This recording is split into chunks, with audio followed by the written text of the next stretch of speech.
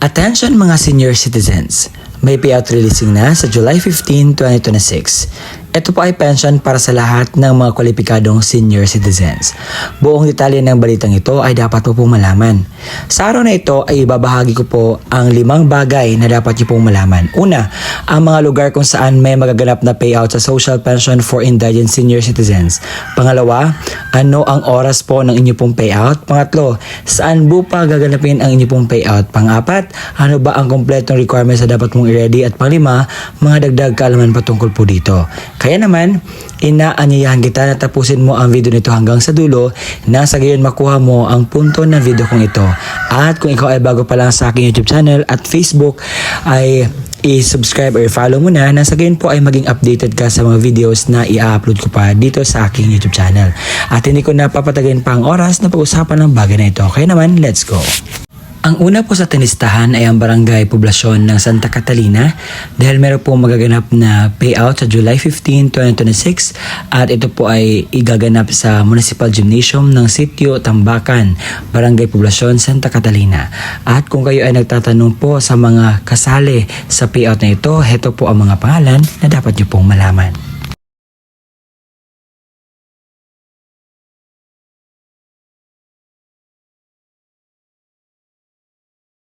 Sa Tanhay, Negros Oriental sa Poblasyon 1 ay meron po magaganap na payout sa July 15, 2026 at ito po ang patunay at ito po mga listahan sa mga kukuha na pensyon.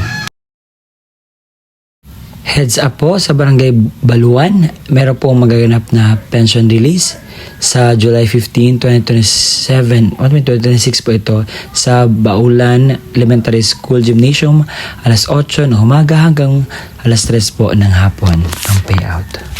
Sa Lanao del Norte ay meron po magaganap na payout sa July 15, 2026 alas 8 hanggang alas 4 po ng hapon sa Municipal Auditorium East Poblacion, Pantao Ragat, Lanao del Norte.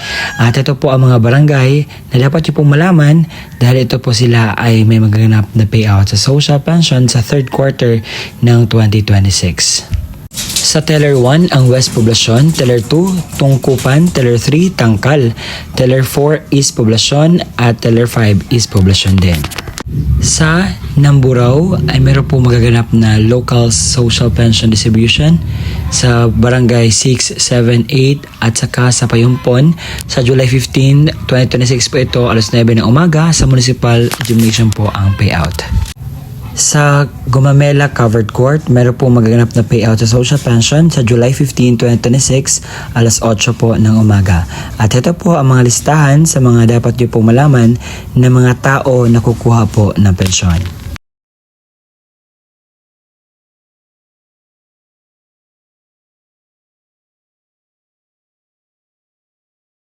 The National Social Pension Program of the SWD additional payout for the month of April to June sa Barangay Salong sa July 15, 2026 sa Salong NHS Covered Court.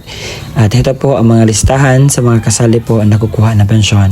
Pakipost lamang po ng video ito na sa gayon po ay mas klaro po sa inyo ang mga kasali.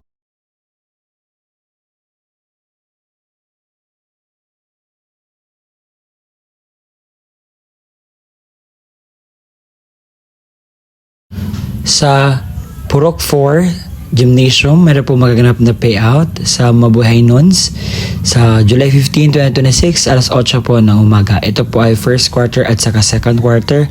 Ito po ang mga listahan sa mga pangalan po na kasali na kukuha ng pensyon. Pakipost lamang po ng video ito na sa gayon po ay mas klaro po sa atin.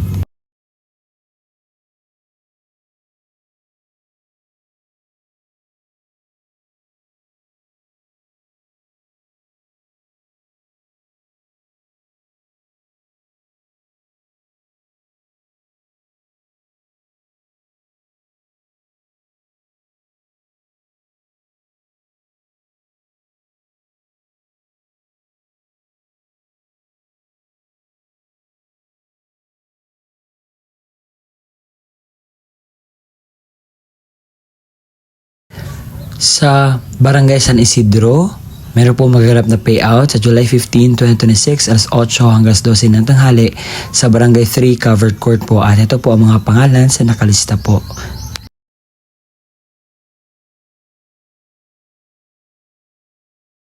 Ngayon po ay pupunta tayo sa Tanhay Negros Oriental dahil meron po magaganap na payout sa Barangay Poblasyon 7 at ito po ang mga listahan po sa mga kasali na kukuha po ng pensyon. At di lang po yan ang mga mag-payout, meron pa po sa Barangay Azagra, Luca, Manipis, Novalias, Polo, San Isidro, San Jose, Santa Cruz Viejo. Sa morning po ang new payout alas 8 hanggang 12 ng tanghali sa Barangay 3 Covered Court. Sa Poblasyon 1 to 9, Ubugon, Tugas. Afternoon po ang new payout sa 1 alas 5 po ng hapon sa Barangay 3 Covered Court. Sa Barangay Bahian, alas 8 ng umaga sa Bahian Covered Court. At sa Pal-Iw, 1 ng hapon sa Pal-Iw Covered Court po ang inyo pong payout na magaganap. Sa Cotabato City, sa Barangay Rosario Heights, meron po magaganap na payout sa mga barangay na akin pong i-mention ngayon. Kaya naman pakinggan po ninyo ito nang sa ganyan po ay mas klaro po sa atin. Sa Barangay Poblasyon 4 na may 214 pensioners, Barangay Poblasyon 3 na may 98 pensioners, Barangay Rosario Heights 3 to 51 pensioners. Umaga po ang inyong payout sa Barangay Rosario Heights 5, 192 pensioners, Barangay Poblasyon 2, 175 pensioners, Rosario Heights 2, 162 pensioners. Hapon po ang inyong pong payout sa Poblasyon 7, 472 pensioners, Poblasyon Mother 543 pensioners. Morning po ang inyong payout sa Poblasyon 6, Poblasyon 5 at Poblasyon 1, 145 to 124. Hapon po ang inyong pong payout pagkaganap. Sa Limbanan Sports Complex, meron pong magaganap na validation para sa mga potential maging senior citizen social pension payout pensioners sa July 15, 2026 alas 8 po ng umaga at ito po ang mga listahan sa mga pangalan na kasali. Sa mga nagtatanong po sa akin sa Jensen, meron pong schedule na sa July 15, 2026 sa mga barangay na ito. Barangay Apopong na may 158 pensioners, sa Barangay Gymnasium ang payout, sa Barangay Baluan na may 381 pensioners, Barangay Bahuyan na may 417 pensioners at Barangay Mabuhay na may 799 pensioners at total of 2,655 pensioners po. Sa Zamboanga, Sibugay ay meron po magaganap na pension sa mga barangay po na aking i-mention po sa araw po na ito. Kaya naman ang dapat niyo pong gawin ay pakinggan, panoorin at suriin ang mga impormasyon na aking po naskuha. Sa July 15, 2026, ang alas 9 hanggang 10 ng umaga ang Barangay Israel na may 33 pensioners at alas 9:30 hanggang 10:30 po ang Barangay Lumbog na may 71 pensioners. Alas 10:30 hanggang 12 ng tanghali ang Barangay La Victoria na may 16 pensioners. Alas 11 hanggang 12 po ng hapon tanghali ang Little Baguio na may 79 pensioners.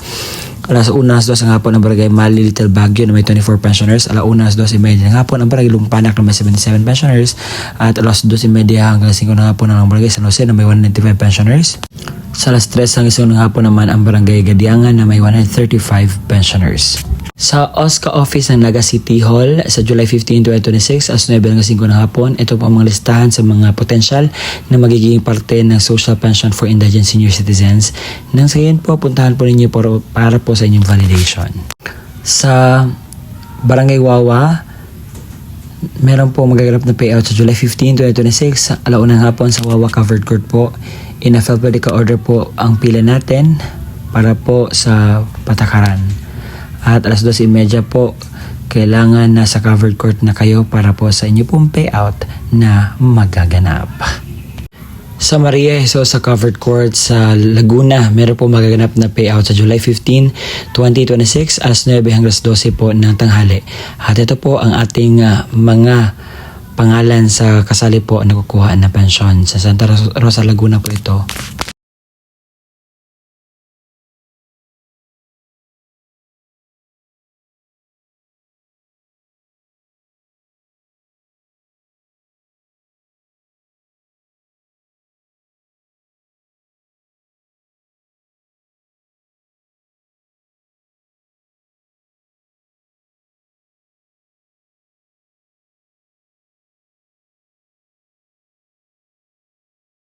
Sa lungsod ng Kabankalan, sa lawigan po ng Negros Occidental, ay meron po magaganap na payout sa mga barangay na akin pong i-mention sa araw po na ito.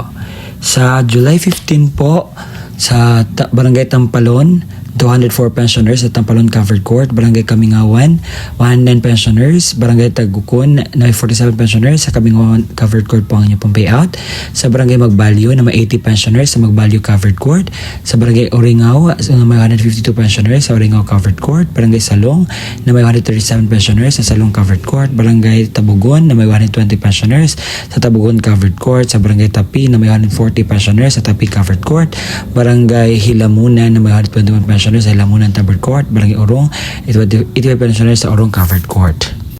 Sa Barangay Mount Apo, Macote, Malaybalay City ay meron po magaganap na validation sa social pension potential po. Sa July 15, 2026, alas 8:30 hanggang 3:30 po ng hapon sa Barangay Simaya Covered Court. At ito po ang mga listahan sa mga pangalan po na kailangan mag-validate para maging isang ganap na pensioners.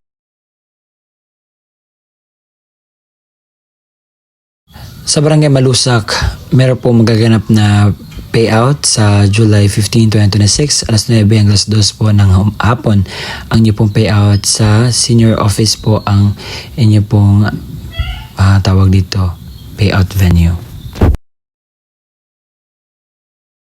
Sa Barangay Azagra, ito po mga listahan sa mga pangalan na magpe-payout sa July 15, 2026. Pakipost lamang po ng video ito na sa ganyan po ay makita po ninyo kung ang mga pangalan.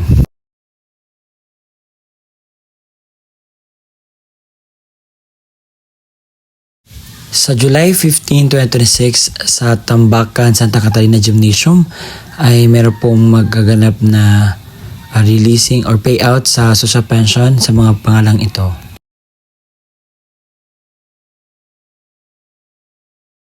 Ang mga lugar kung saan may magaganap na payout o bigayan ng pensyon para sa ating mga minamahal na kwalipikadong senior citizens. Sa mga nagtatanong, sir, totoo ba itong sinasabi mo? Hindi ba ito fake news?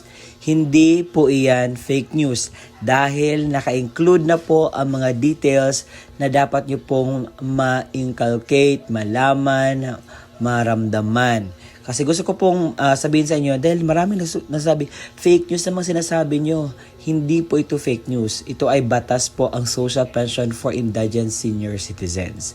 At kung hindi ko man nakita ang inyong mga lugar, you can just go to the near barangay sa inyo at alamin kung meron na bang update sa inyong Social Pension for Indigent Senior Citizens. Kung kasali ka pa ba, meron bang update o ano ba ang gusto mong malaman na increase patungkol po sa inyo pong magaganap na pensyon. Baka yung iba hindi na nakatanggap dahil meron pong validation. Kapag hindi ka pa makapunta sa validation, automatic tanggal ka na po. And sir, ano ba yung mga requirements nito para baka payout kami? So ito po ang kumpletong requirements na dapat mong i-ready. Social pension requirements. Kapag ang senior citizens mismo ang pupunta sa venue, ito po ang kanyang dalhin. Una, original OSCA ID at national ID. Pangalawa, photocopy ng senior citizens ID na may 3 lagda o thumb mark sa hindi na po makakapirma. Kung ang representative ng senior citizens naman ang kukuha, ito po ang dapat niyang dalhin. Una, original at photocopy ng ID ng senior citizens ID na may 3 lagda o thumb mark sa hindi na po makakapirma. Original at photocopy ng valid ID ng representative o government issued ID lamang na may 3 lagda o thumb mark sa hindi na po makakapirma. Sulat, pahintulot or authorization letter mula sa senior na mayroong pirma, thumb mark at naayon sa format mula sa DSWD, makukuha po ito sa inyo pong barangay. Pang-apat, kopya ng litrato ng senior citizens na may kasamang representative na may hawak na updated newspaper. Kung ang kukuha naman ay representative ng namayapang senior, ito po ang kanyang dalhin. Una, original at photocopy ng ID ng senior citizens or certificate of membership mula sa OSCA kapag wala na itong OSCA ID na photocopy. Pangalawa, original at photocopy ng government issued ID ng representative.